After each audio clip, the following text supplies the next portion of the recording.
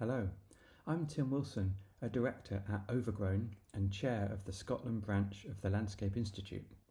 This is a talk I gave at the Landscape Institute conference in Edinburgh on 29th of January 2026 on housing and regeneration in a session which focused on landscape-led design. Good morning. Thanks to the previous speakers for setting the scene and helping us to understand the challenges and opportunities in planning and designing housing across Scotland that can provide all the multiple benefits that have been mentioned already, such as strengthening existing communities, growing new neighbourhoods, and creating resilient and biodiverse places to live. As landscape architects, we have an incredibly important role to play in the design and construction of housing projects. And, as Carolyn described in her introduction, we can best play this role through a design process that is landscape-led. A really interesting historic example of this landscape-led approach is here on our doorstep in Edinburgh, with the design and construction of New Town in the late 18th and early 19th century. But before talking about New Town, I'd like to take a big step back and ask the question, what is landscape architecture? This may seem like a simple or even absurd question to ask at a Landscape Institute conference, but compared to architects, us landscape architects often seem to have a hard time getting other people to understand exactly what we do. And answering this question also helps us to better understand and explain to others our landscape-led design approach. Let's start with what we are not. Despite a common misconception, our job as landscape architects is not just about the trees and plants, and to fill in the blanks with planting, like a kind of green sauce that is poured over a layout plan that has already been agreed by others.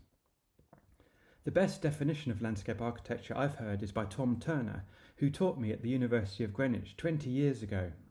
Tom has been thinking, writing and teaching about landscape architecture and garden design for over 40 years, and I find his way of describing and framing what we do incredibly useful, which to summarise is: landscape architecture is the art of composing the outdoor environment. This requires an understanding and application of science and technology from many disciplines. The 5 key elements in this composition are landform, water, vegetation, paving and building that when combined create landscapes. So for any site, to create a composition that best meets the project brief, we are skilled at understanding the existing form of the land and underlying soils and geology, and proposing changes to the levels that fit into the landscape. Designing with the topography to manage the flow, containment and drainage of water for both function and beauty. Deciding what existing trees and plants to keep within the site, and proposing new vegetation to maximise biodiversity and all the other benefits they bring. Thinking about the best way for people to use, move through and within the site, and which spaces should be paved. And within the overall composition, helping to decide the best location for any buildings and other structures. These 5 elements don't have to be studied in this order, and the best projects come out of a back and forth between them as the design is developed, and with others working on the project, such as architects, engineers and ecologists, and then finalised to create a new landscape. This definition of landscape architecture helps to explain the importance of our landscape-led approach, as any project needs to consider these 5 elements as an integral part of the design process right from the start. And if one of the elements, such as buildings, are designed first without considering the others, then often mistakes are made and opportunities missed. As an interesting aside, this definition of landscape uses the very same elements that were composed in the classical paintings by Claude and Poussin, which I guess is no surprise, as between them these painters helped to redefine the word landscape as we use it today, where the landscape became the subject for study and design rather than just an area of land on a military plan or passive background scenery. So what do these thoughts about landscape architecture have to do with New Town in Edinburgh, and how can I claim that it was a landscape-led development? Answering this question requires a bit of history. So, during the last ice age, the huge ice sheet that covered Scotland moved from west to east over the top of Edinburgh, shown by the red dots on these plans. If we zoom into Edinburgh, and the red dot shows where we are now in dynamic Earth, and then just show the elevation contours. You can see the hard volcanic rock which provided protection of the softer bedrock from erosion by movement of the ice sheet, which resulted in a ridge gently sloping down to the east, and steep slopes on either side to north and south which were not protected and so gouged out by the ice. The first known settlement in Edinburgh was an Iron Age hill fort on the rock, as the sheer cliffs made it easy to defend. And then, over the centuries, a town grew down the narrow ridge along a single road. By the middle of the 18th century, as shown on this map, Edinburgh had extended all the way down to Holyrood Palace. This rapid increase in Edinburgh's population was driven by the extraordinary economic growth and cultural change at the time, with the Industrial Revolution and the intellectual movement of the Scottish Enlightenment. As the buildings on the narrow ridge either side of the High Street became denser and taller, and conditions became cramped and overcrowded, as shown on this drawing, the leaders within the town council realised that the only way for the city to expand was to bridge the Norloch, shown here with the red arrow, and develop the land to the north in this area called Barefoot's Parks. After planning for the North Bridge started, which when completed looked like this, a competition was held in 1766 calling for proposed plans for a new town, which was won by James Craig, and this was his final plan. James Craig's plan was incredibly simple, consisting of 2 squares with churches at either end, joined by a straight central street, George Street, flanked by 2 other streets, Queen Street and Princess Street.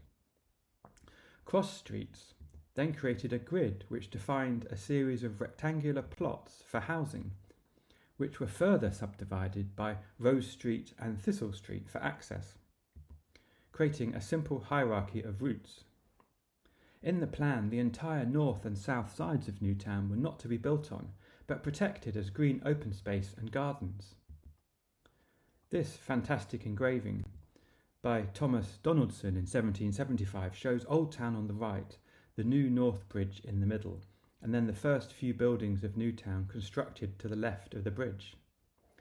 At the time, there was a mixed reception to this plan.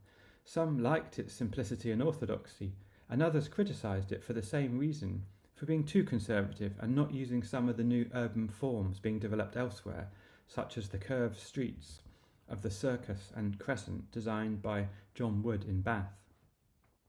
However, it is undeniable that New Town was a huge success and continues to be so today.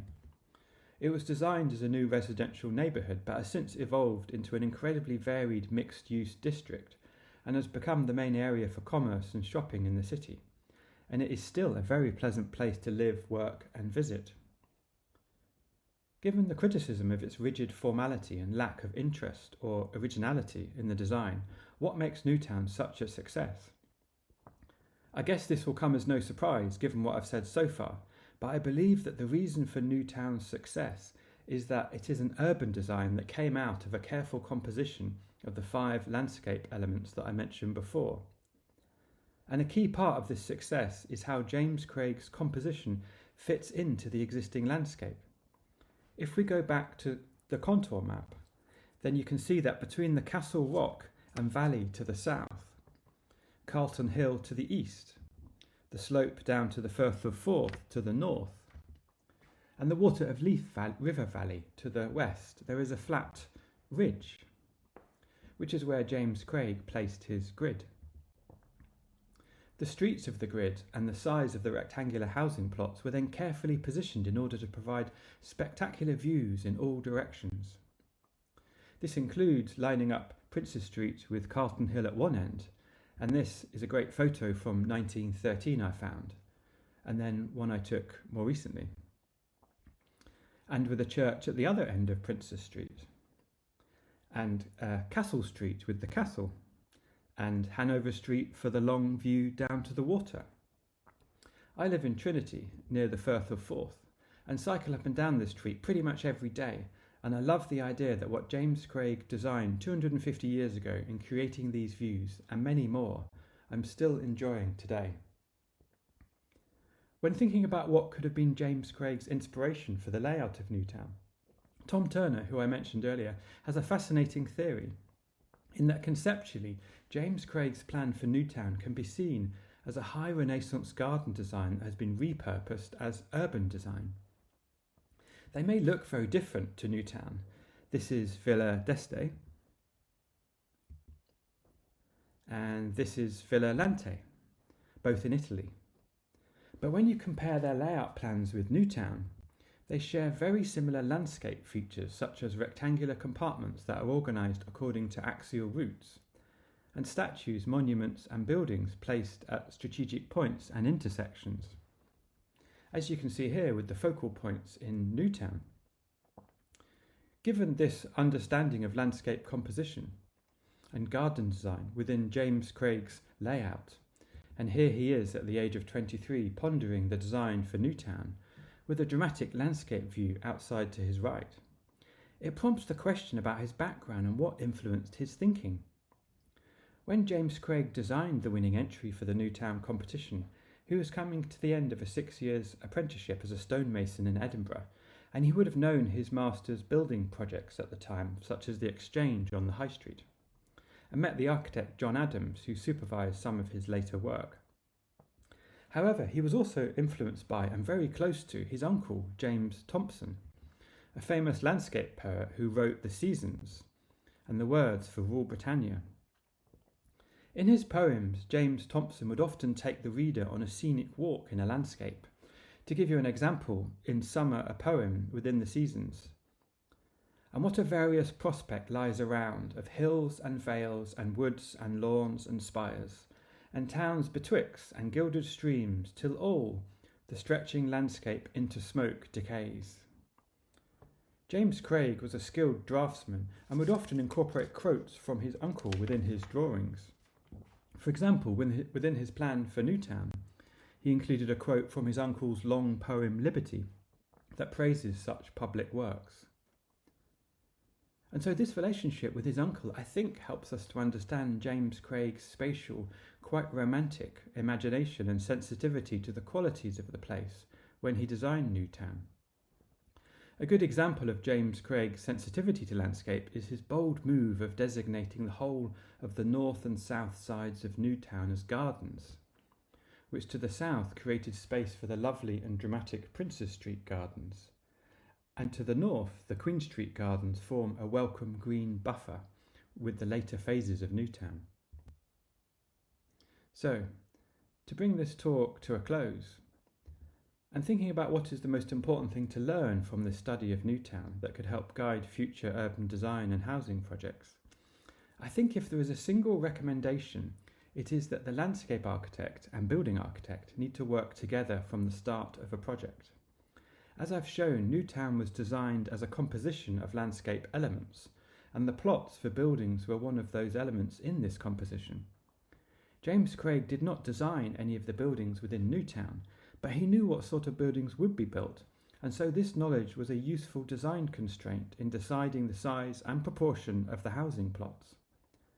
When Old Town and New Town became a UNESCO World Heritage Site, one of the highly valued features described about New Town was the incredible consistency in the neoclassical terrace 3 to 4 story buildings. Likewise, with today's projects, the building architect and the landscape architect need to discuss both the proposed building type and the landscape type, and then the landscape architect needs to do the kind of plan James Craig did for Edinburgh, that is, a composition of all the landscape elements. Design styles change, and so I'm not suggesting we should be designing all housing projects based on rectangular formal Renaissance gardens with views to statues, although that could be fun. But the principles behind this landscape-led approach remain extremely useful and result in the best projects. Before handing over to Kirsten Taylor from LDA Design to discuss an excellent contemporary housing case study, I thought I'd leave you with this fantastic photo, taken in 1884 of the University of Edinburgh Cycling Club, cycling down George Street in New Town, not that long after the penny farthing had been invented. Thank you.